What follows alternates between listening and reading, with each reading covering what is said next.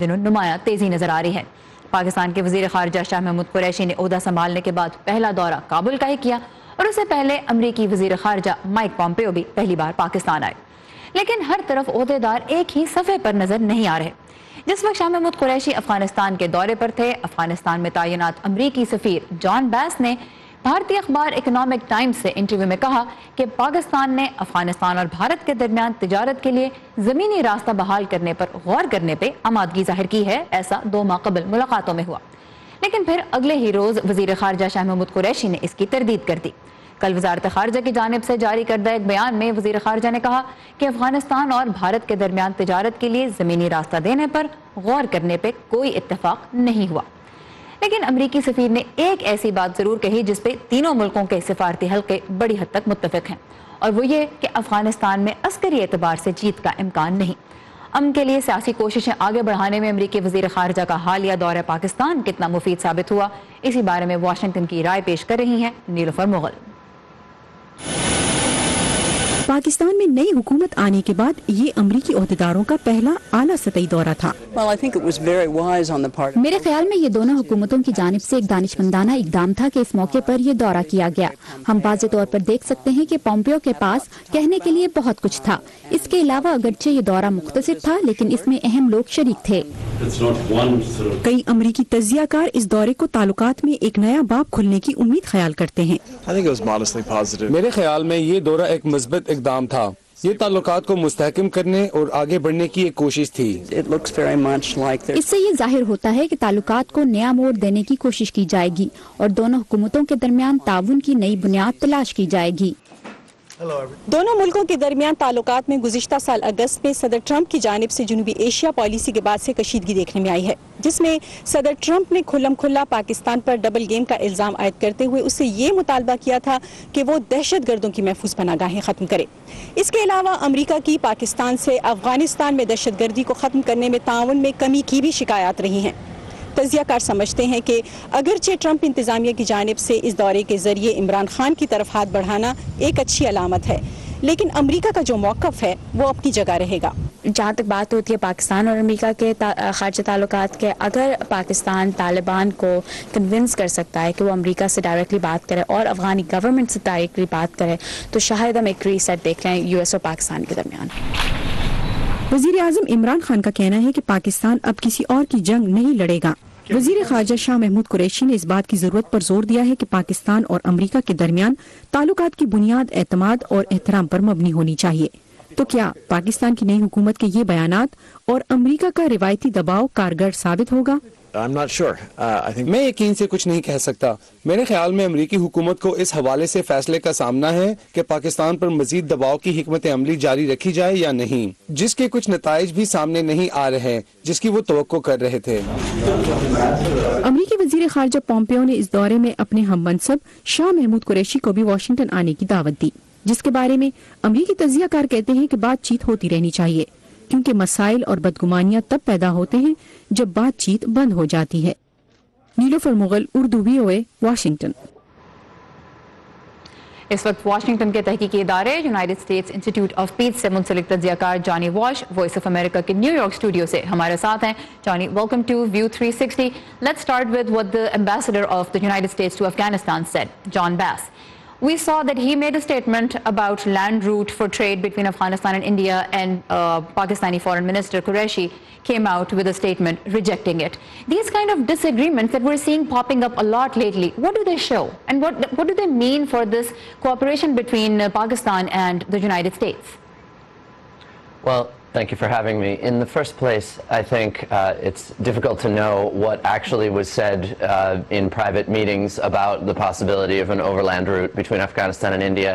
On the U.S. side, I think this is first and foremost reflective of a broader support for removing artificial barriers to trade in the region generally. So that means between Afghanistan and Pakistan, between Pakistan and India, and really to Central Asia as well. And the logic in Washington is actually that Pakistan stands as much to benefit from access to Asian markets and to Indian markets as Afghanistan does. It's of course wrapped up in a larger set of issues with India. It's controversial in Pakistan, but I think it's positive that the two sides are starting to meet at a higher level and work through issues like this. Alright, so Johnny Walsh कहते हैं कि जहाँ तक ये इस बात का ताल्लुक है कि मुलाकातों में क्या कहा गया लैंड रूट की बहाली के बारे में, तो ये जानना बहुत मुश्किल है, लेकिन इससे ये ज़रूर ज़ाहिर होता है कि वाशिंगटन इस बात की हिमायत करता है कि अफगानिस्तान, पाकिस्तान, भारत इन सब के दरमियान तजारत जो है वो फ़रोग़ पाए और लार्जर ख़ित्ते में भी, क्योंकि इससे सभी मुल्कों को फ़ायदा होगा. Johnny, the other thing that I wanted to ask you about, since the Afghan peace process is something that you keep a close eye on, that's part of your expertise, we're talking a lot about what Pakistan can do for this, what the US is doing right now. There are preparations for a second round of talks between the Taliban and the United States. Where does the Afghan government stand in all of this? What about their efforts to have any kind of negotiations with the Taliban? I think that the Afghan government remains extremely supportive of a peace process with the Taliban. I think they would sit down for direct meetings tomorrow if the opportunity presented itself. The question is whether the Taliban are willing to do that. Right now, it's been widely reported that the Taliban are more than willing to meet with the U.S., but not with their own countrymen. I think a U.S.-Taliban bilateral channel, if there is a second meeting, is a very positive step. The question is, how can it be channeled into an intra-Afghan discussion? Because many of the core substantive issues about the constitution or power sharing or that would inevitably come up in a peace process, those really have to be resolved among Afghans. Does it look like the Afghans are at the moment getting sidelined? That's certainly not the U.S. intention, and I don't believe that Kabul views it that way now. But it does mean that there's a real limit on how far talks can go if they don't include the Afghan government, because many of the key issues are not possible to address. Alright. So जहाँ तक इस बात का ताल्लुक है कि अफगान हुकूमत खुद क्या कर पा रही है, तो जॉनी वॉल्श कहते हैं कि ज़्यादा बड़ी बात तो ये है कि अफगान हुकूमत को तो जो ही मौका मिले मुज़ाकरात का वो करना चाहेंगे, लेकिन इशू ये है कि तालिबान ये इशारा दे रहे हैं कि वो अफगान हुकूमत के साथ मुज़ाकरात में दिलचस्पी नहीं रखते, वो अमेरिका के साथ बात करना चाहते हैं. तो एक रास्ता तो अब ये निकलता है कि अमेरिका और तालिबान के दरमियान जो बातचीत होती है उसके ज़रिए अफगान हुकूमत के साथ मुज़ाकरात का रास्ता जो है वो हमवार किया जाए. Johnny, another thing we saw in Kabul recently was that there are calls to review the Afghanistan-America bilateral security agreement. One of the reasons the critics of this agreement are bringing to the table is that the US has not been able to do enough to secure Afghans.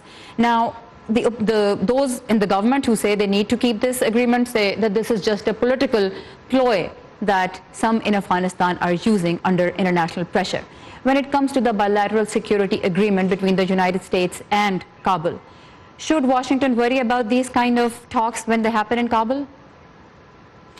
I think that first and foremost, the vote that happened in Parliament reflects a very sincere frustration that security is still so difficult and so many people are dying on the ground in Afghanistan. And major operations like the fight for Ghazni a few weeks ago, and the continual rounds of Taliban attacks that kill civilians, kill Afghan soldiers, they cause great exasperation, and people want to know why it hasn't stopped. For some, it probably is a political ploy to turn this into a review of the bilateral agreement, but I think there's a more sincere sentiment. At the same time, I don't see how canceling the bilateral security agreement or trying to reopen it helps address this problem, because All right, Johnny Walsh हमारे साथ थे voice of America के New York studio से. Johnny, thank you very much for your time. और उनका यही कहना था कि अमेरिका और वाशिंगटन और काबुल के दरमियान जो बायलैटरल सिक्योरिटी एग्रीमेंट है उसके बारे में जिन खदशात का, जिन तहफ़्फ़ुज़ात का इजहार किया जा रहा है वो समझ में आते हैं. सिक्योरिटी सिचुएशन ऐसी है जिस पर लोग फ्रस्ट्रेटेड हैं, लेकिन इसको रिव्यू करने से या इसमें किसी किस्म की तब्दीली लाने से भी क्या कोई फ़ायदा होगा या नहीं, ये बात वाज़ेह नज़र नहीं आती. Johnny Walsh, thank you very much for your time and your insight. Thank you. Programme को आगे बढ़ाते हैं. पाकिस्तान के अलावा ईरान में भी तकरीबन 30 लाख अफगान महाजरीन रहते हैं. ईरान पे अमेरिका की इक़्तिसादी पाबंदियों का असर अब उनकी ज़िंदगियों पर भी पड़ा है, क्योंकि ईरान की मईशत मुश्किल में है और महाजरीन का बोझ नहीं उठा पा रही. वॉइस ऑफ अमेरिका की आयशा तंजीम ने ईरान अफगानिस्तान सरहद पर जारी सरगर्मियों को करीब से देखा, उस पर रिपोर्ट तरतीब दी, जो आपके लिए पेश कर रहे हैं अमान अजहर.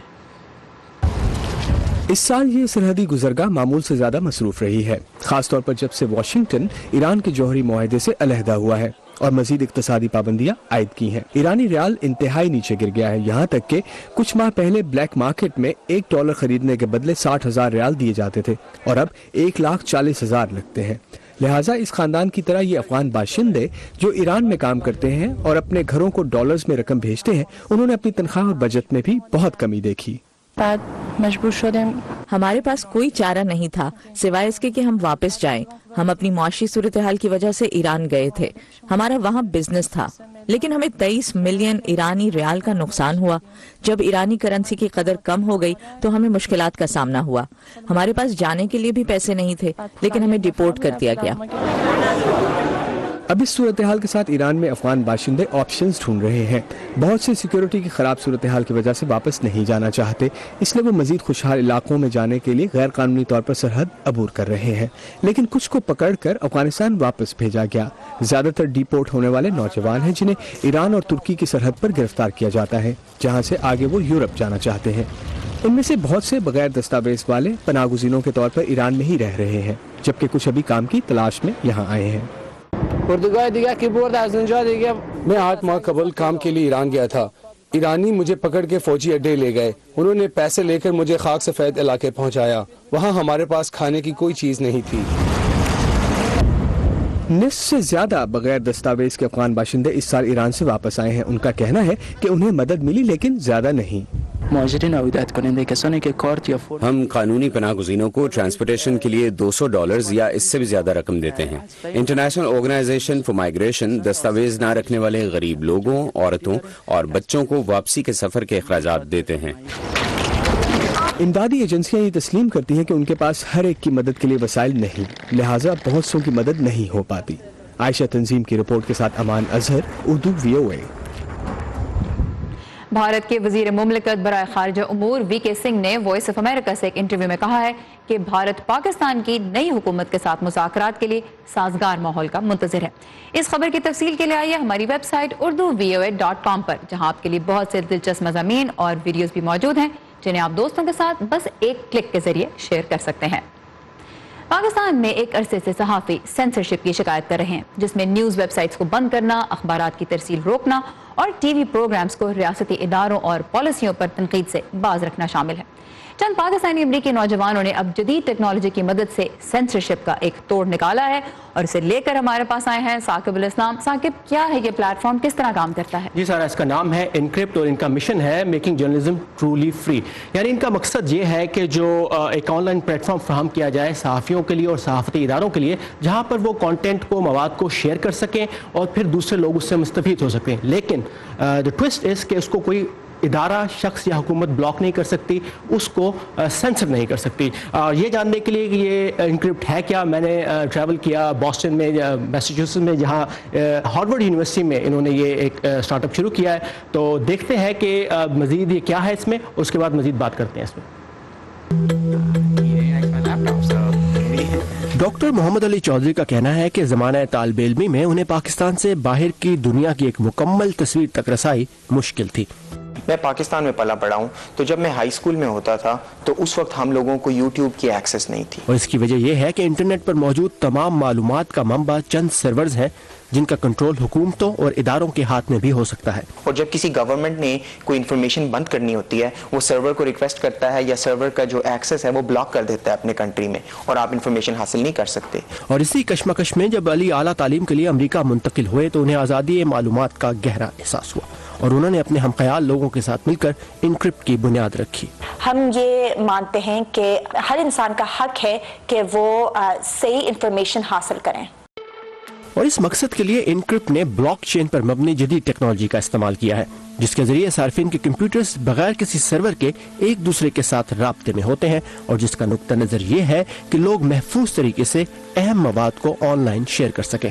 ये एक सेंसरशिप रेजिस्टेंट प्लेटफॉर्म है जिसके ऊपर जर्नलिस्ट और हर तरह के कंटेंट क्रिएटर्स और मीडिया के आउटलेट्स अपना कंटेंट जो है वो अपलोड कर सकते हैं, और फिर इसके अंदर कोई सर्वर इन्वॉल्व नहीं है, तो कोई गवर्नमेंट, कोई कॉरपोरेशन, कोई बड़ी कंपनी जैसे फेसबुक ब्लॉक नहीं कर सकेगी इंफॉर्मेशन को। अली और वर्दा चौधरी समेत इनक्रिप्ट के 5 शरीक बानी हैं, रोहान चौधरी, फरहान जावेद और अरकम जावेद। और हम सब के बारे जो एक चीज़ जो कॉमन है वो ये है कि हम सब ताल्लुक़ पाकिस्तान के साथ रखते हैं और हम सब ये जब भी मिलते थे हम ये डिस्कस करते थे सेंसरशिप पाकिस्तान में कैसी है, क्यों हो रहा है।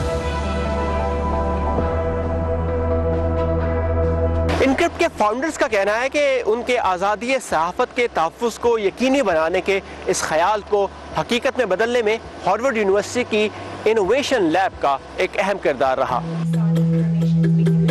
उसकी वजह से हमको बहुत कनेक्शन और फ़ायदे मिले जिससे हमको दुनिया से रिकग्निशन मिली। इन्हीं वसाइल के बायस हाल ही में इनक्रिप्ट ने अपने स्टार्टअप को अमेरिका समेत कनाडा, चीन और जर्मनी के मुख्तलिफ शहरों में मुतारिफ करवाया है। ये वो टूल्स प्रोवाइड करेगा सिटीजन जर्नलिस्ट को, ऐसी सहाफत को जो कि बड़ी ऑर्गेनाइजेशन से नहीं आ रही, ऐसी सहाफत जो आम लोग कर रहे हैं। इनक्रिप्ट के को फाउंडर फरहान जावेद कहते हैं कि इनक्रिप्ट दुनिया भर में आज़ादी सहाफत के लिए खतरनाक समझे जाने वाले मुल्कों में सेंसरशिप के मुकाबले के लिए एक हथियार के तौर पर इस्तेमाल हो सकती है और इनकी कोशिश होगी कि इनक्रिप्ट को जल्द ही पाकिस्तान, इराक और तुर्की जैसे मुल्कों में मुतारिफ करवाया जा सके। साकिब, आपकी रिपोर्ट हमने देखी। इंटरनेट पे सेंसरशिप तो एक इशू है ही, लेकिन दूसरा बड़ा इशू ये भी है कि जो मालूमात डाली जा रही हैं वो जाली हैं या दुरुस्त हैं।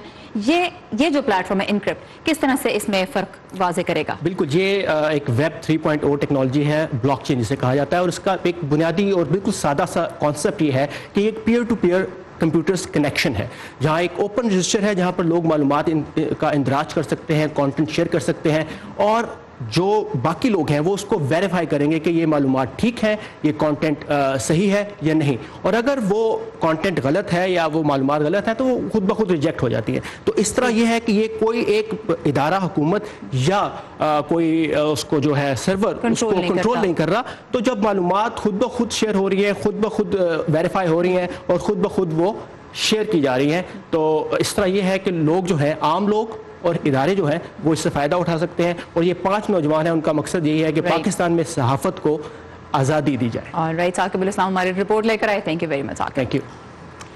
ब्रायन मैकार्टी जंगों की फोटोग्राफी करते हैं, लेकिन उनकी तस्वीरों में बमों से तबाह की गई इमारतें या जख्मी अफराद नजर नहीं आते। उनकी तस्वीरें बच्चों की आंख से जंग की मंजरकशी करती हैं। ये अनोखी तस्वीरें, आइए देखते हैं और जानते हैं उन्हीं की जुबानी कि वो ऐसे क्यों तस्वीरें लेते हैं। वॉर टॉयज नामी एक सीरीज के लिए ब्रायन मैकार्टी मूसल की मलबे से अटी गलियों में तस्वीरें खींचने की तैयारी कर रहे हैं। वॉर टॉयज जंग से मुतासरा बच्चों के तजर्बात के बारे में एक फोटो सीरीज है जिसका मकसद आर्ट के जरिए बच्चों की थेरेपी करना है। मेरी तस्वीर के लिए बच्चे बाकायदा आर्ट डायरेक्टर्स का किरदार अदा करते हैं। महाजिर कैंपों में होने वाले आर्ट थेरेपी के सेशंस में बच्चे अपने ऊपर बीतने वाले खौफ, नुकसान और तकलीफ की तस्वीर बनाते हैं। ये तस्वीरें मौके पर मौजूद थेरेपिस्ट के हमराह बच्चों से तफसीली गुफ्तगू के आगाज का मौका फराहम करती हैं। ये थेरेपिस्ट मैकार्टी के साथ सफर करते हैं, जिसके बाद मैकार्टी खिलौनों की मदद से इनकी कहानियों की मंजर कशी करते हैं।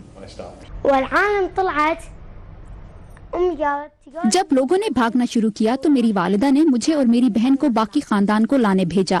हम अपनी गली से बाहर निकले तो वहाँ दाइश के एक जंगजू की लाश पड़ी थी।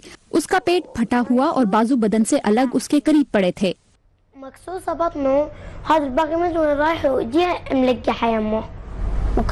ये पुल के बारे में है, इसे तबाह कर दिया गया था। हमने उस वक्त इसे अबूर किया जब वो टूटा हुआ था। मुझे चक्कर आ रहे थे और मैं खौफजदा थी।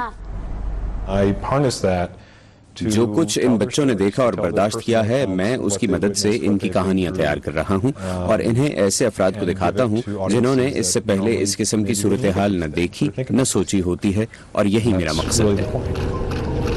नतीजे में एक हकीकी और गैर हकीकी सूरत हाल जन्म लेती है।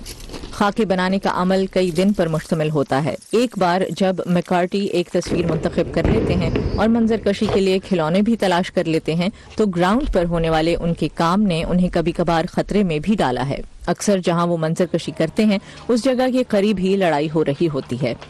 वो सब उस वक्त बेईमानी हो गया जब मैंने एक बच्ची को पहली बार खून की मदद से रंग भरते हुए देखा। ऐसे में आप फौरी तौर पर आर्टिस्ट एक्टिविस्ट बन जाते हैं। ऐसी कोई सूरत ही नहीं कि आप इससे लाताल्लुक हो सकें। माफ कीजिएगा, मैं रो दूंगा, लेकिन हाँ, अपनी सी कोशिश करने और तब्दीली लाने का और कोई रास्ता नहीं है। سال 2011 سے اب تک میکارٹی عراق، شام، لبنان، اسرائیل، مغربی کنارے اور غزہ کی پٹی کے علاقوں میں بچوں کے ساتھ اس وار ٹوائز نامی سیریز کے لیے کام کر چکے ہیں۔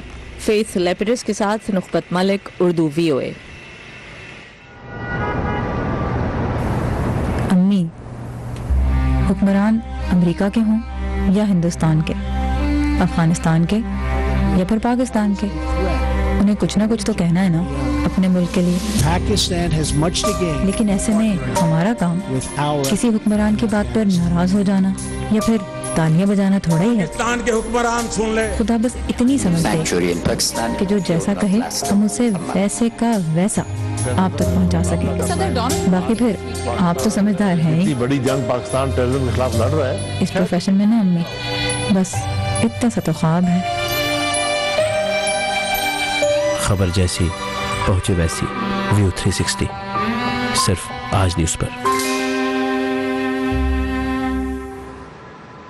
پاکستان کے ہنرمندوں کا ہاتھ سے کیا گیا کام بیرون ملک بھی بہت پسند کیا جاتا ہے، اور ان میں لکڑی کے تنکوں سے بنی چکیں بھی شامل ہیں۔ بدلتے وقت کے ساتھ ان کے ڈیزائن اور رنگ تو بدل گئے ہیں، لیکن کام آج بھی بہت ہی محنت طلب ہے۔ آئیے دیکھتے ہیں آج کا میڈ ان پاکستان۔